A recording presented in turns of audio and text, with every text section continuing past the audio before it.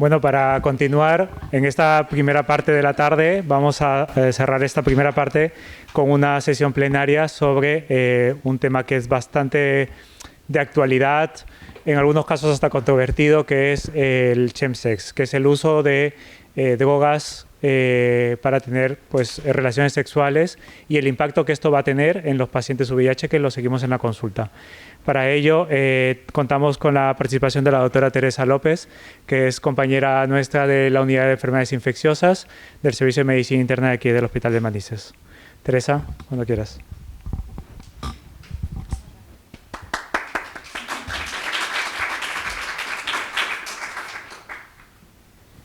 Bueno, pues ya me ha presentado mi compañero el doctor Marcos. Soy Teresa López y trabajo aquí en el Hospital de Manises y formo parte de la Unidad de Infecciosas. Y bueno, me ha tocado poner el broche final a las sesiones, aunque luego vienen los casos de los residentes. Y como veo que aparte de residentes también hay compañeros que no se dedican a las consultas de infecciosas, pues he decidido traer una visión de la problemática que está generando este tema tan candente y que creo que por muchos no es conocido el alcance que puede llegar a tener y que está teniendo ya impacto en nuestras consultas de infecciosas. Entonces empezaremos por lo primero, que será definirlo, ¿vale? No todo uso sexualizado de drogas es chemsex. Chem viene de drogas, de chemical, y sex pues es obvio de dónde viene. Pero el problema aquí para la recogida de datos y de varios estudios es que existen multitud de nombres en el argot popular. Desde colocón hasta guarrichil, hasta chuche session, física y química, un montón de nombres en el argot popular que hace difícil la recogida de datos y de casuística a la hora de hacer estudios. ¿Vale? Pero la última definición que se dio en el Fórum Europeo que se tuvo lugar en Berlín de 2018, para centrar un poco la definición, es que es un tipo particular de práctica de consumo sexualizado de sustancias entre un grupo específico de la población, que son los hombres que tienen sexo con hombres, los trans y las personas no binarias y que participan en lo que se conoce como la cultura de sexo casual o sin compromiso gay. ¿Vale? Suena muy rimbombante, pero está bastante centrado en este grupo poblacional. ¿Cuál es la situación a nivel europeo? Pues como veis, España estamos entre un 6 y 8% de personas de la población que lo practican, nada desdeñable con respecto al resto de Europa. ¿Y cómo está la situación a nivel nacional? Pues obviamente las islas lideran esta lista, seguida de Cataluña, Comunidad de Madrid, las otras islas y en quinto lugar Comunidad Valenciana. Pero según los porcentajes somos la tercera ciudad más importante de España con practicantes de este tipo de sesiones. ¿Cuáles son los motivos que llevan a la práctica del chemsex? Pues son variopintos, ¿vale? Entre ellos podemos encontrar el que dicen que aumenta la libido buscando un efecto estimulante del consumo de drogas, que intensifica o potencia el placer sexual, que ayuda a desinhibirse sexualmente para hacer cosas que uno no haría estando sobrio, que hace que uno pueda aguantar mucho más físicamente y facilita ciertas prácticas que en otras condiciones podrían ser incómodas o dolorosas, como es el fisting receptivo, que luego explicaré. También es la búsqueda de conexión con otros, pues formar parte de un grupo, el colegueo, el sentirse integrados, ¿no? Está de moda, estoy formando parte de un grupo social. La búsqueda de intimidad emocional a nivel sesiones 1 a 1 y luego pues hay situaciones personales especiales como sería aliviar estados disfóricos como el estrés, la ansiedad, la depresión, como para evadirse del desarraigo entre migrantes o facilitar un trabajo de un servicio sexual que de otra manera no se haría, ¿vale? Sería repulsivo o incluso sobrellevar a las personas con VIH el mantener relaciones sexuales con normalidad, entre comillas. ¿Cuáles son las drogas, ¿no? que más se utilizan? Pues bueno, según las drogas buscan un efecto, desde efectos estimulantes hasta sedantes, hasta eufóricos, y entre las más conocidas tenemos las mefedronas y otras catinonas, cuyos nombres coloquiales son el miau miau, las sales de baño. Luego tenemos las metanfetaminas, muy conocida como la tina a nivel coloquial. Tenemos el GHB, que es el éxtasis líquido, los nitritos de aquilo, que es el poppers, muy extendido entre la población gay, el MDMA, que es el éxtasis o sextasis y se combina con sildenafilo, la cocaína, conocida por todos como farlopa, blanca, la coca, y la ketamina, que como veis tiene nombres muy originales, especial K, vitamina K, keta, o sea, el argot es variopinto porque hay muchos usuarios, está en una población, como luego veremos, en un rango de edad bastante joven, y esto conlleva que dificulte mucho el poder cerrar los estudios, ¿no? por la variedad de denominaciones que tiene. En España, entre las drogas más consumidas, un 70% de los pacientes consumen alcohol seguido de marihuana, éxtasis o metanfetaminas, sin nada desdeñable el consumo de Viagra o poppers, que está por encima del 85%, entre otros. ¿Cuál es el argot? Y un poco para que entendamos los conceptos que se utilizan o que se van a escuchar en la consulta.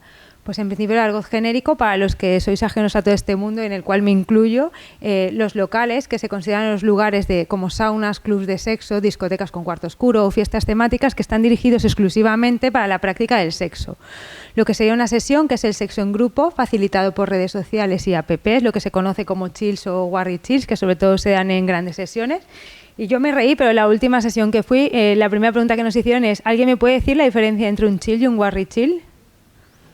No, ¿verdad? Yo me quedé igual. Pues en principio es que el warri chill va inherente sexo sí o sí entre los participantes, y en los chill solo son reuniones de personas que se juntan para consumir lo que sería el clubbing, ¿no? El uso de drogas ilegales por parte de población gay masculina en entornos de fiesta, que es más frecuente que en otros sectores de la población, pero no quiere decir que sea la única forma de uso. Luego está el cruising, que es la búsqueda de actividades sexuales en lugares públicos, en general de forma anónima, ya sean zonas al aire libre como parques, playas, descampados o en determinados baños públicos o lugares abandonados. Y luego lo que hace referencia al argot del tipo de prácticas, pues está el serosorting, que es la selección de prácticas de riesgo conociendo la seropositividad de algunos de los participantes y aceptándolo, lo que sería una ruleta rusa, por ejemplo, del VIH, positivos y negativos y suerte a quien le toque. El vender, que sería el consumo de drogas de forma esporádica o que dure días, que sería lo que es estar de colocón por estas fiestas de chemsex que sabemos que duran fines de semana en casas particulares. El sliming, que es la práctica que hace referencia al uso de drogas por vía parenteral, otra vez inyectadas. Los slimers son los que lo practican. Esto es como un retroceso a los años 80, donde volvían a inyectarse drogas. El booty bumper, que es una forma de diluir la droga en agua e introducirla por el ano.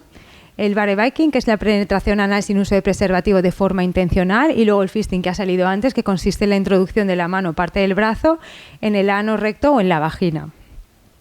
Esto además va facilitado por miles de acrónimos y de lenguaje coloquial que utilizamos, pues sobre todo en redes y apps, ¿vale? Que va con su propio lenguaje, tanto por combinaciones, por acrónimos, por códigos, por emoticonos, que entre todo este tipo de personas que practican el chemsex está bastante difundido, pero para los que estamos ajenos pues cuesta mucho de llegar a saber qué es lo que están pidiendo o diciendo. Y luego pues la problemática que conlleva esto es que el chemsex se ha visto favorecido por las nuevas tecnologías, porque bueno, lo podréis ver vosotros mismos, de tener un grupo de chat en el que convocas a 10 personas y cada persona convoca a 10 más. Nos encontramos con fiestas multitudinarias que del primer día de ser 20 al tercer día pueden pasar a ser 100 en el mismo evento convocados. Esto también ha favorecido lo que es el turismo gay, incluso con circuitos internacionales, y ha promocionado que se sexualice el consumo de drogas y se crea hasta una pornografía asociada al mismo. Ya hay porno con consumo de drogas en vídeos que la gente visualiza y que luego quiere poner en práctica. Y todo esto, además, lo que hemos comentado del turismo, pues no es nada desdeñable el turismo LGTB+. Un 10% de los turistas a nivel mundial practica este tipo de turismo, supone un 16% del gasto en este ámbito, y España es un destino reconocido a nivel mundial. Tenemos 7 millones de turistas al año que vienen con este fin a España. No hay que irse pues a otros países del sudeste asiático para consumo sexual. Aquí en España, Barcelona sería una de las sedes donde más se está habiendo, y que genera más de 7.200 millones de euros al año aquí en España. Es una cifra importante. De hecho, no sé si sabéis que en 2026 estamos propuestos Valencia como para las Olimpiadas Gays, con todo lo que lleva a nivel de ganancia económica por lo que es el evento en sí, pero luego por la otra parte, la parte oscura, supongo, por llamarla de alguna manera, que conllevará esto, ¿vale?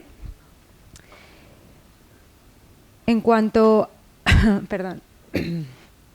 En cuanto a el chemsex, ¿en qué se puede explicar? Pues la verdad es que este folleto informativo, tanto para profesionales como para gente de a pie, está bastante completo porque es de la A a la Z, incluye todo, la A de apps, la Z de zombies o el never de never again, la N, porque luego muchos se arrepienten de lo que han hecho o no repetirían en todo esto, y me ha parecido interesante porque es bastante visual y yo creo que debería difundirse un poco más en otros ambientes, incluidos los profesionales. Y luego pues he traído un poco los datos porque ya quería mostraros un poco la situación actual del estudio Homosalud 2021, que es una encuesta que se realizó en unas 600 personas, en las que se incluyeron casi todos con orientación homosexual o bisexual, que se les hizo una serie de preguntas al respecto porque eran practicantes de chemsex, para recoger un poco una serie de datos para que los profesionales podamos orientar un poco la consulta y hacia dónde van los tiros, porque como ahora veréis más adelante, pues la problemática toca varios puntos, no solo el consumo de drogas, el sexo y las enfermedades de transmisión sexual. Entonces, la edad media que formaba parte de esta gente que practica el chemsex está entre los 25 y 34 años, una población joven. El nivel de estudios es un nivel de grado, licenciatura en el 30% con un máster en posgrado hasta un 34%. El 50% reconocía tener pareja estable y obviamente un 65% era una pareja abierta, ¿vale? El 75% tenía trabajo, entiendo que para poder costearse las drogas necesitas también dinero. Y los medios de contacto que más nombraron fueron las apps en un 76%, los amigos, los bares, discotecas o las saunas. En cuanto a las prácticas de chemsex, pues la mayoría se celebran en sesiones, orgías o grupos, en un 63% de los casos. Las drogas, como ya he comentado a nivel nacional, pues la más consumida, alcohol, poppers, metadona, GHB y los fármacos de disfunción eréctil, hasta un 65%. Y luego, como veis, las múltiples vías de administración de estas drogas son variopintas, desde la vía oral hasta la vía anal, genital, fumada, inyectada o esnifada. Entre la frecuencia de consumo, pues diariamente hay un porcentaje alto de pacientes. El 5% reconoce consumir diariamente alcohol y un 20,9% hachís o marihuana. En otros casos, por ejemplo, el poppers, un 2,5% a diario, ya lo veo un porcentaje bastante elevado de consumo de drogas. Y en cuanto a otras sustancias, como son pacientes que tienen luego problemas psicológicos tanto por el propio consumo de drogas como por las circunstancias que les llevan a ello, pues consumen también ansiolíticos, antidepresivos o esteroides y reconocen en el 63% de los casos que se los ha recetado un médico y por suerte el 70% nos hace caso de las recomendaciones de cómo tomar este tipo de fármacos. Si les preguntamos si han compartido jeringuilla, pues un 8% nos dice que sí que la han compartido. Ya estamos otra vez en los años 80, en la vía de transmisión sanguínea de enfermedades infecciosas. Y si han compartido un rulo, pues el 84% dice que sí, también, ¿vale? Esto es bastante llamativo. Si les preguntas acerca de si el consumo de drogas les ha inducido a mantener sexo sin condón en alguna ocasión durante los últimos 6 meses, un 67% dice que sí. Todo lleva a prácticas de riesgo, ¿vale? El consumo de drogas desinhibe y encima lleva a prácticas de riesgo. Si les preguntas si alguna se ha hecho la prueba del VIH en alguna ocasión, un 87% dice que sí que la ha hecho, pero ojo que el 50% ha salido positivo. La mitad de los que lo han hecho y se han hecho la prueba han salido positivos. Y en caso de tener VIH se les pregunta si están en tratamiento y el 94%, como la mayoría de nuestros pacientes, siguen un tratamiento adecuado, pero indetectables están un 96%, pero detectables hay un 10%. Nada desdeñable para este tipo de prácticas tan frecuentes, tan multitudinarias y con tantos factores de riesgo asociados. Si les preguntas sobre el uso del preservativo, pues según qué tipo de prácticas hacen, hay un gran porcentaje que dice que nunca se lo ponen. No hay riesgo para ellos en estas situaciones, solo pierden con el consumo de drogas la sensación de peligro. Y si les preguntas por diagnósticos de otras infecciones de transmisión sexual, la verdad es que la gonorrea, la sífilis aparecen en un 37% de los pacientes, han sido diagnosticados, por eso las estamos viendo en aumento también en las consultas. La clamidia, el papiloma también son infecciones frecuentes y están volviendo a subir pues otras como las hepatitis B o A. ¿Y cuáles son los problemas relacionados con el chemsex a nivel médico que nos podemos encontrar en las consultas? Pues los primeros a nivel de canal anal, tanto traumáticas por desgarros, por las prácticas de fisting o la introducción de juguetes o artilugios, como infecciosas o tumorales por la aparición del papiloma o gonorreas, que también yo he tenido en la consulta. El tipo de infecciones que tienen pues pueden ser locales, pues celulitis, flebitis, úlceras o abscesos, o a distancia. Pueden aparecer otra vez endocarditis de cavidades derechas que se asocian a embolia pulmonar y que tienen una prevalencia hasta el 10% en este grupo poblacional. Las osteomielitis también se han visto casos en este tipo de pacientes que tienen estas prácticas, que siempre están asociadas a endocarditis o bacteriemias y tienen un porcentaje de hasta un 2%. Otro tipo de problemas más seleccionados entre los que practican sliming, pues sobre todo es la aparición de flebitis, ya no solo por la inyección, que no se realiza en condiciones de asepsia, sino también por el tipo de drogas que se inyectan, sobre todo las tromboflebitis químicas en el caso de la mefedrona y la metanfetamina. Su prevalencia oscila entre el 6 y el 69%. Y entre las infecciones más prevalentes, pues obviamente son los gram positivos, lo que es flora cutánea, estafilococo y estreptococo, pero están apareciendo otros microorganismos como Pseudomonas, E. coli, enterobacterias y hongos. Y la prevalencia de las trombosis y embolias en este tipo de pacientes en los slimes se estima entre casi hasta un 27%.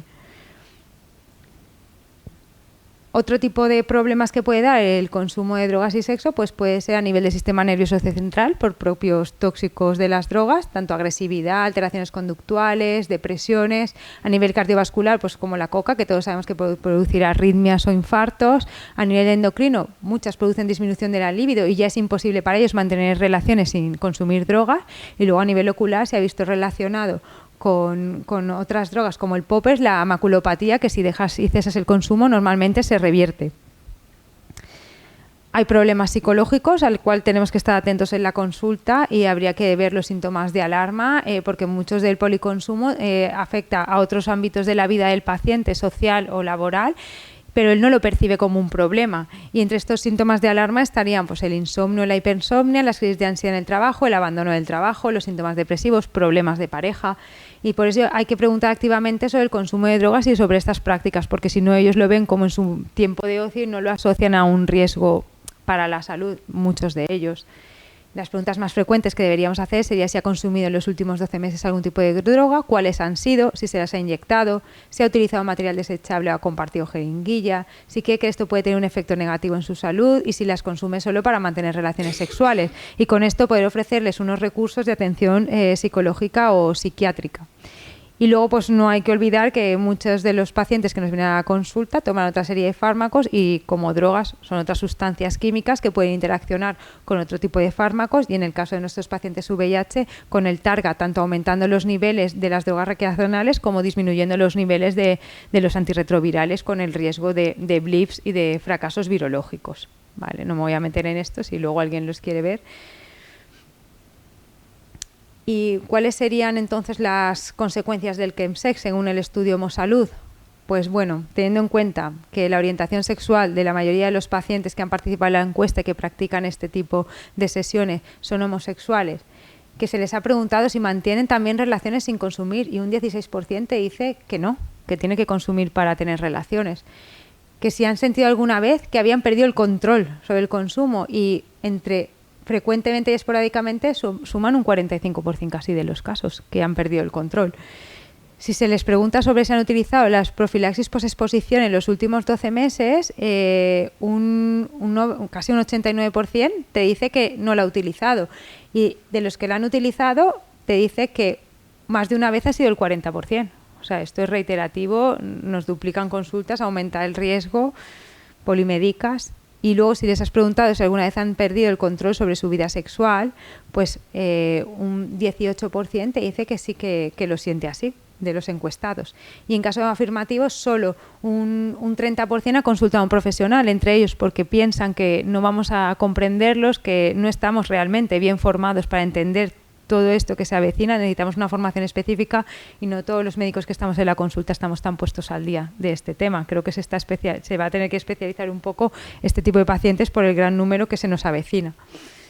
Si se les pregunta acerca de si habían hecho alguna prueba sobre infecciones de transmisión sexual, pues un 80% dice que sí y no hacen mal, porque como ves en los consumidores de chemsex, menos en el VIH que se multiplica por 8 el porcentaje de casos, en el resto de infecciones agudas de infecciones de transmisión sexual se duplican el porcentaje de casos de los consumidores a los no consumidores de chemsex. Se les preguntó también en la encuesta si se sentían completos en los momentos posteriores a tener sexo y consumir drogas y un 33% te decía que no estaban satisfechos con esto. Y se les preguntó si alguno se sentía deprimido, ansioso, solo o observado y un 15% de los pacientes te decía que se sentían así, de los que practican el chemsex. Si se les preguntó también si su experiencia cuando consumía con fines sexuales había afectado a sus vidas o relaciones personales, familiares o laborales y entre los que frecuentemente, siempre y esporádicamente, pues es un 50% de los pacientes que se ha visto su vida personal afectada, laboral y demás. Y si se les pregunta acerca de si sienten deseo por volver a tener otra sesión, pues un 7% dice que sí, que volvería a hacerlo, un 22% que frecuentemente y solo un 27% que nunca repetiría. O sea, un porcentaje alto va a repetir en este tipo de prácticas.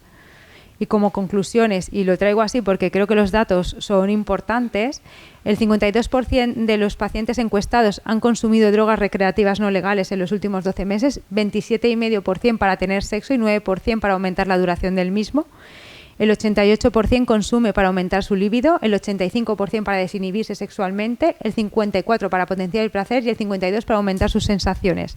Que la droga más consumida ha sido el poppers en un 41% de los casos, seguida de cannabis y cocaína, y que el inicio y el mantenimiento del chemsex es multifactorial, tanto por la búsqueda del placer como la necesidad de aceptación, o mejor dicho, de no rechazo, y la evasión de sus problemas. Que la mayoría de sesiones se dan con múltiples parejas, un 72% de las sesiones se da con 3 o más, y en lugares privados como la casa de otros en un 83% de los casos o en tu propia casa en un 70%. Y que la facilidad de acceso a las drogas es un factor estructural que facilita el consumo. Hoy por hoy las redes, todo se pasa muy rápido, enseguida te llega un contacto de dónde adquirir esto, a través de quién, ya sabéis lo exponencial que puede ser las redes sociales. Y un 33% de los usuarios de chemsex afirma haber compartido jeringuillas. 1 de cada 3 comparte jeringuillas en la época que estamos y después de todo lo que hemos pasado. Se ha olvidado y no hemos aprendido del pasado.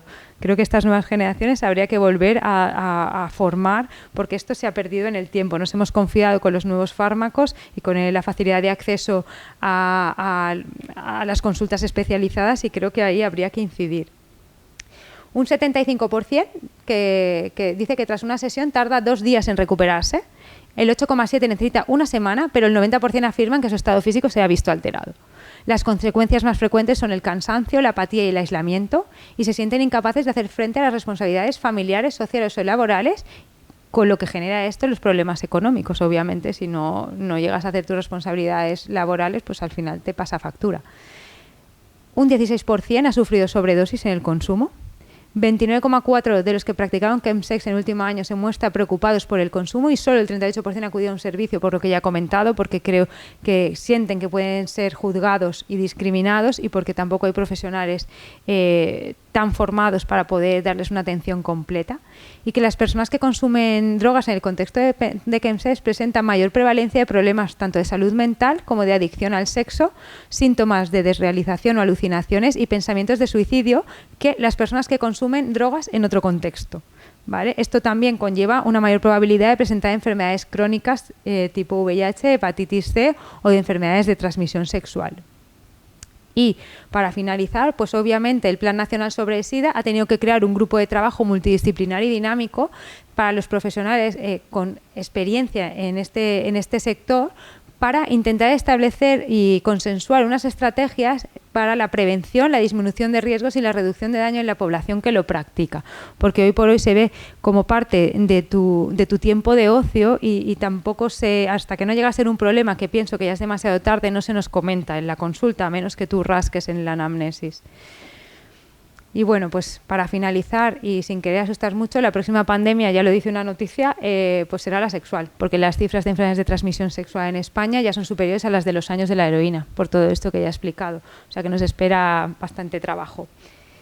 Y nada más, creo que se necesitan equipos multidisciplinares, ya se ha comentado en otros foros también a nivel gubernamental, en los que se implica unidades de enfermedades infecciosas, conductas adictivas, medicina preventiva, y se creen programas nacionales y autonómicas de cribado y prevención para intentar un poco gestionar todo esto que se nos avecina, que va a ser la próxima pandemia, y que hoy por hoy pues no quedan claras las estrategias por muchas dificultades que se están encontrando, como el argot, cómo localizar a los pacientes si ellos no te lo cuentan. O sea que tenemos que hacer una búsqueda activa entre nuestros pacientes.